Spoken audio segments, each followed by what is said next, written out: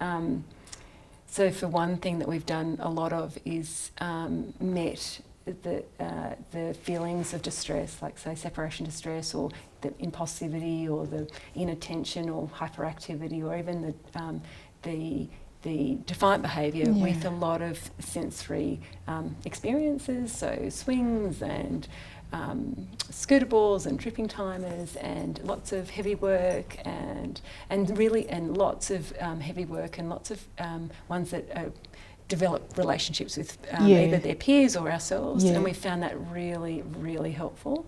I think it's been really exciting for us to see that experiences such as that can be almost the magic pill in a way. It's been really, really exciting, and it's been really exciting to speak to families about when they're experiencing that at home, things that they can do at home as well. We found that really exciting. And so being sort of specific for children, so not a one blanket approach for everybody. Yes, because so we've worked out who likes spinning and who likes rocking and who likes tight hugs and who likes light tickles. And I think for me, like I'm a bit of an extrovert, and I used to think that jazz hands and loud singing at group time was really very important. And we realised that after the fire, we had a lot of children scrambling under tables and into corners, and like, why am I not so engaging anymore? But then we realised that I was just being way too big for them, and it was too much noise, too much activity, and so we pared that right back. So we use a lot of quiet noises. We don't use bells anymore to signify the change of something. We're very mindful about that kind of stuff, aren't we, Jo? And I think it's been really professionally exciting to see and evolve that way, I think. It's been good. I think we've got a long way to go, but it's still exciting new knowledge, I guess. Yeah, definitely. I think the things that have changed in my practice are definitely, we've always had an emphasis on relationships, but I think that's definitely become bigger. And just being able to sit with the children and in their emotion and name their emotion and be okay with it, not trying to move them on. If they're, if they are upset or they're, talking about something, being okay with that and just talking back with them. So not adding to it, not hurrying them up. No, not hurrying them up. Just letting them be, and if that, whatever time that takes, and whoever's there, then that's okay. And they do know each other quite well here, so some will come and join them and sit with them, which is really nice for them as well, to have a little buddy. And communicating with families can be pretty tricky at the best of times, but I think when people have been through a trauma, we were really conscious of adding any more stress to families' lives, particularly when it was significant, the information that we wanted to share.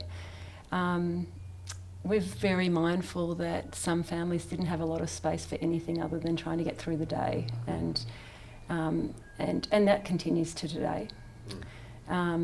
So when you're communicating with families, I think I made lots of missteps actually in going in too hard too fast, and them being quite offended, which was hard to take when you're trying to do, you're communicating with them to work as a team. So being a very active listener,